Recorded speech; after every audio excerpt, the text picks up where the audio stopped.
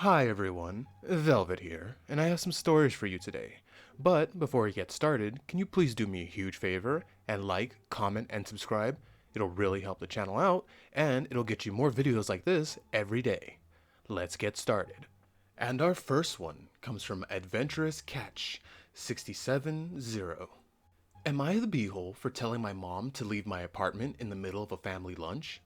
Hello everyone, I, a 20-year-old female, just want some unbiased input since my family has mixed feelings about this. I just got a new apartment, finally big enough to host people, something I couldn't do previously, cause I lived in a shoebox-sized apartment. Because of this upgrade, I've been really happy, and I just wanted to share that with those close to me, so I invited my family to have lunch this past Sunday. Important to note that my boyfriend, age 21 male, and I live together. We have lived together for 6 months now, and been together for about a year and a half. We're doing great and the future looks amazing and promising with him. I do see myself getting married to him. The issue came this Sunday. We were having lunch and everyone was having a good time. Just what I wanted. My boyfriend had to leave because he was going to see his little brother's football game. After he left, my mother, a 37-year-old female, started asking if I could afford the apartment without him, and if the lease was in my name. I told her that I could afford it and that everything was okay with the lease.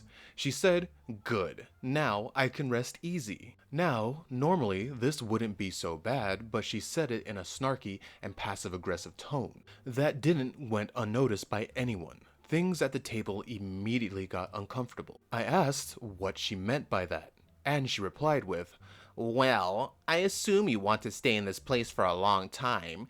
It is really nice, and I just wanted to be sure that when you finally decide to break up with your boyfriend, you won't have to leave." She has never been the kindest person in the planet.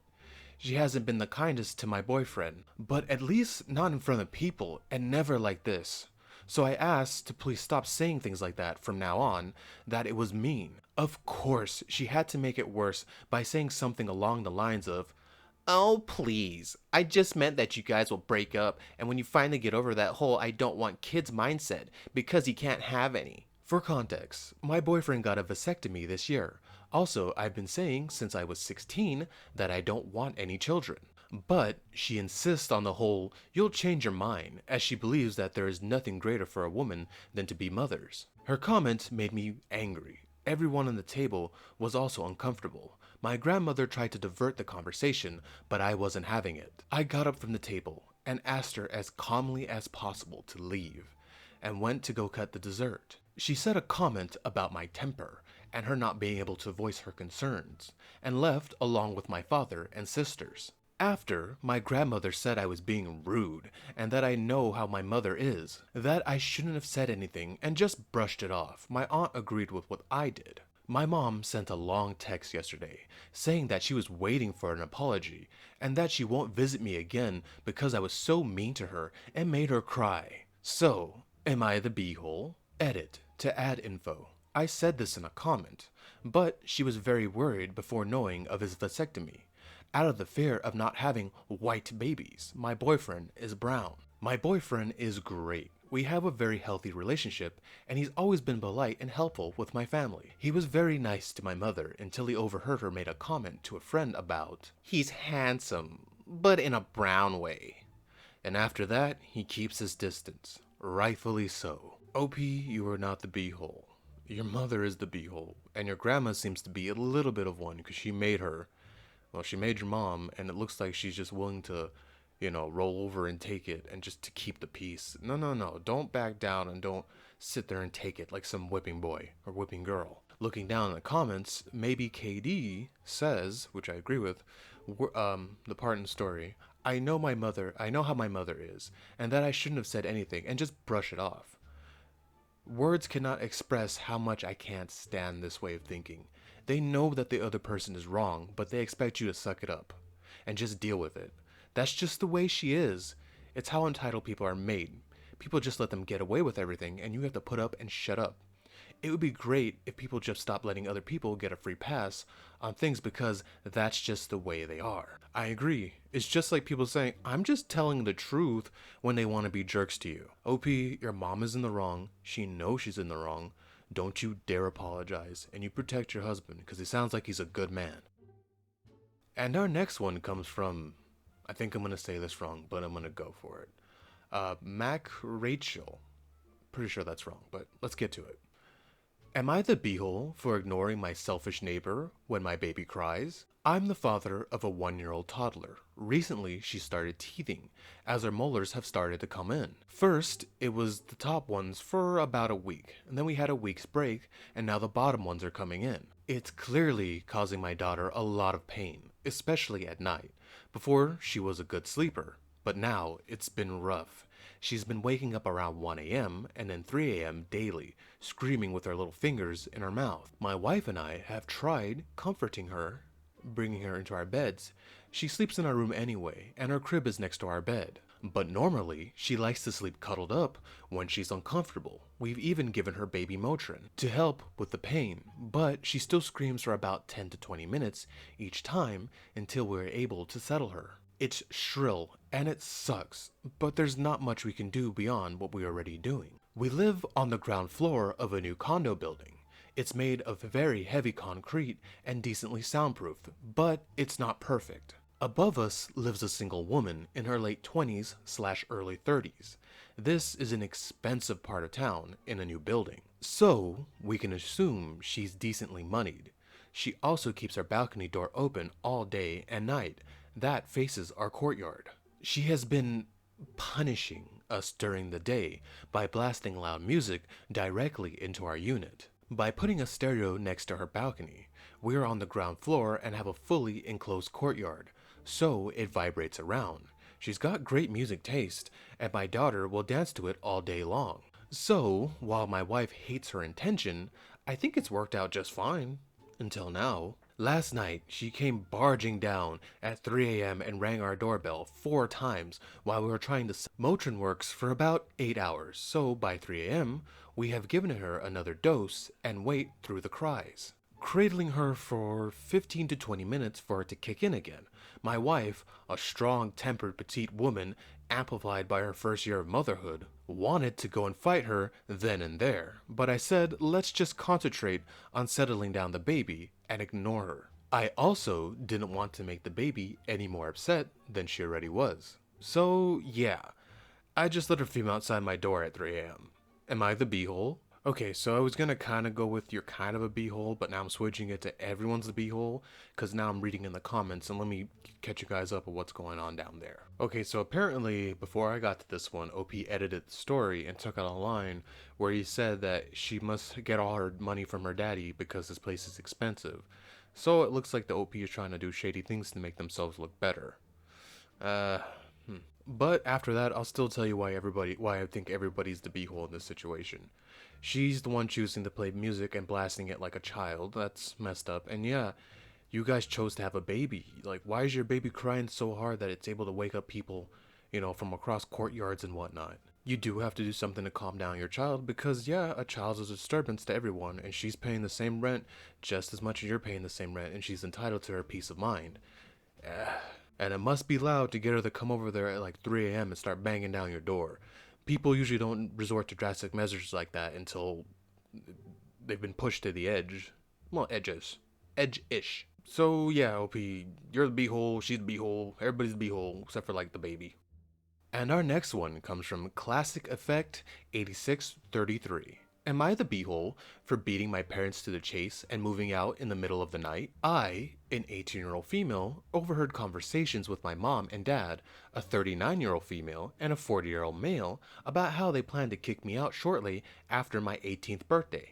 The way they were talking about it seemed like they were dead serious, and the way it was brought up multiple times made it seem like they were going to kick me out too. So, I decided that I wouldn't be giving them the chance to kick me out, and made plans with my friend, Riley, a 17-year-old female, to stay at her place, until I graduated and moved to a college dorm, or had an apartment of my own. Riley's parents were horrified at the thought that my parents would kick me out the second I turned 18, and agreed to let me stay at their place as long as I graduated high school. Riley, her parents, and my boyfriend, Cole, an 18-year-old male, came after midnight to help me take my belongings to their car and drive me to Riley's house. My parents woke up in the middle of this and asked me what the hell was going on. I kinda shrugged and told them that I was moving out before they could kick me out.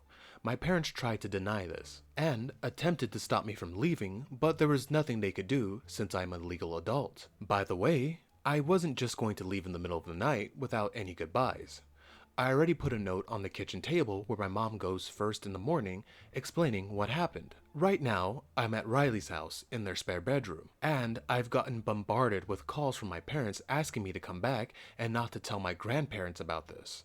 In one text, my mom called me an ungrateful bee for leaving in the middle of the night, and that she should have kicked me out sooner. Hi OP, I don't think you're the beehole. I also think you handled this very well. No shouting, no yelling, no fight. And it sounds like they're just mad that you beat them to the punch. It's more of a I quit before they can fire you situation. And they know they're in the wrong. Notice how they were talking about don't tell your grandparents? Tell your grandparents. Maybe the grandparents are giving them, some financial help to raise you, and they're about to lose that because you're gone. I don't know, maybe that's it. Looking down in the comments, I found one from OP where people are asking her if you've done anything bad, why you'd want to get kicked, why they'd want to kick you out. And as the OP says, I remember from a few conversations, both of them unrelated to kicking me out, about her mom wanting an office, and the OP doesn't get into big trouble, like have gotten in trouble with the cops or anything like that. The grades are pretty good, and so far they've expressed their approval about her boyfriend, so I don't know what that's all about. And our next one comes from Bumblebee Loose 8968. Would I be the beehole if I tell the guy who bought my car and then modified the title to pound salt? Last month, I sold my car to a younger guy. Long story short, he admitted that he never bought a car from someone, and it showed. He was incredibly naive and unsure of how anything worked when selling/buying a car. Questions to ask, process of transferring a title, etc. Anyway, back to when I sold the car. We met up at a notary to get the title transferred. Before we went in, I said, hey, if you're cool with it, I can just write down $1,000 for the sale price of the car. It'll save you in some taxes. I sold him the car for $2,800. At first, he agreed, but I can tell he was uncomfortable or nervous. Inside, after waiting for so minutes for our turn, he leans over and says, nervously, hey man, I don't want to do anything wrong. I want everything to be done right. I'll just write the full price on the title. Whatever, I was just trying to do you a favor. Yesterday, he blows up my phone with like 4 text messages asking me if I'll meet him to sign some paperwork. Apparently, they refused to grant him license plates because, and I quote, of a small scribble. I asked him, what did you scribble out? The purchase price? And he said something like that. So now, this idiot wants me to drive an hour one way to meet him and sign a purchase price affidavit because he can't get license plates because he didn't want to listen to me. This is very inconvenient. My wife and I have pretty much every weekend booked. Now, until the end of the year, because we're expecting our first child in early January. What would you do? Would I be the beehole if I told him to pound salt? Edit 1. To clarify, when the title was originally notarized, he, the buyer, wrote in $2,800 as the sale price in front of the notary. After the fact, he then scribbled out and tried to change the sale price to something else. Oh, looking down in the comments, OP has come up with a solution I was going to offer, but before that, no, you were not the beehole. He messed up. Now for the solution. OP says, I know it's just a pain, money has been tight lately, so we've really been feeling the effects of any extra expenses like gas. I feel you, man, gas is not cheap. But OP goes on to say, as someone else mentioned, I think I'll make him come to me. I believe that's fair. He messed up, he should come to you to get it fixed. Problem solved. And our final one comes from Live Study 7778. Am I the beehole for taking the money my grandparents saved for college and agreeing with them that my half-sister isn't their grandkid? I will try to keep this short. I am 18, and when I was around 10, my mom cheated on my father and got pregnant. This resulted in my half-sister, Kathy. Soon after, my parents cut my grandparents out of our life. My parents stayed together. I turned 18 3 months ago, and my grandparents reached out. They informed me over lunch that when Kathy was born, they made it clear they do not see her as a grandkid. that she is a product of my mom cheating on their son. They refused to make a college fund for her, and my parents cut them out due to it. They informed me that I have a college fund from them, and I decided to take it. I came home and kept it to myself. I have been reconnecting with them, and it all came to a head today. My parents learned who I was hanging out with. This resulted in an argument for taking the money when they shunned Kathy. I told them they were right not to consider her their grandkid and to screw off for cutting them out of my life. They haven't talked to me since, and I'm doubting myself. Since it was asked multiple times, Kathy's bio dad has partial custody and my dad never adopted her, which, according to some Redditors, means that the bio dad has to give up his rights. Hi, OP. I don't think you're the beehole on this one. I agree with you, and I agree with your grandparents. Now, if you want to know who the beehole of the story is, it's your mom. She cheated. I despise cheaters. I could forgive someone I love for murder before I could forgive them for cheating. If you cheat on me, we're done. So your dad sounds like, well, a little punk simp. I'm not gonna mince words with that. He shouldn't have taken her back. And I can absolutely see it from your grandparents' eyes that, this little chick he was married to, because I have no respect for cheaters, no respect, no love for cheaters, hurt their son, betrayed him, and did the ultimate betrayal and backstabbed him. And you know what? That sucks for Kathy, but she was born into this nonsense because of your mom being a terrible person. I think you're in the right.